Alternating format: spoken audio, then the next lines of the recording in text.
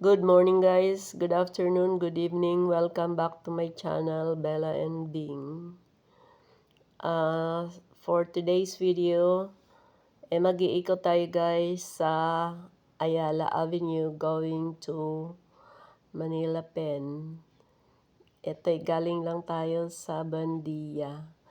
Dito lang kasi ako nag-film kasi ang ganda ng Center Island ng Ayala. Ayan guys, marami siyang tanim na dates sa Center Island. Ang tataas na niya at saka may mga ilaw sa pinakapuno sa katawan ng dates. Kaya ayun. Pero hindi siya namumunga guys. Kahit ano na siya, kahit na mataas na. Kasi sa Middle East, ang dates, mababa pa lang, namumunga na siya. Dito siguro sa atin hindi siya namumunga dahil yung weather. Kaya ginagawa na lang nilang ornamentals ang puno. Maganda naman no kasi kahit hindi mo siya diligin kasi ano siya, sanay siya sa walang tubig na hindi umuulan. Sanay siya sa init. Ayan guys, ang ganda-ganda ng mga dates. Dito guys, pag nandito ka sa lugar na ito, parang hindi mo ramdam na yung kahirapan kasi napapaligiran ng malalaking building, malalaking mall, magagarang opisina, mga tao na mga nag-oopisina. Ayan guys, dito sa Ayala kasi wala ditong sidewalk vendors. Tapos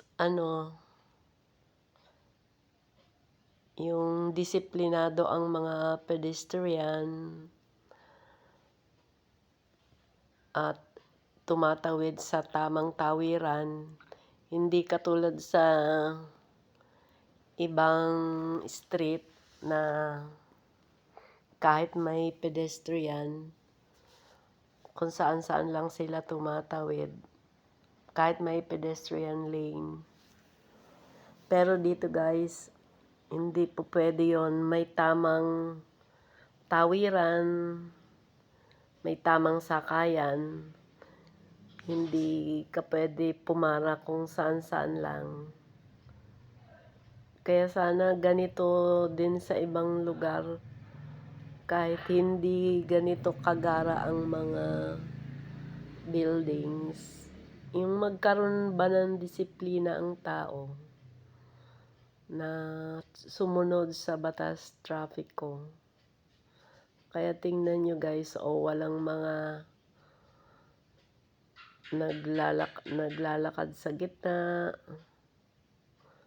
na walang nag-aalok ng mga candy, ng mga walang namamalimos sa mga sasakyan pag nagta-traffic.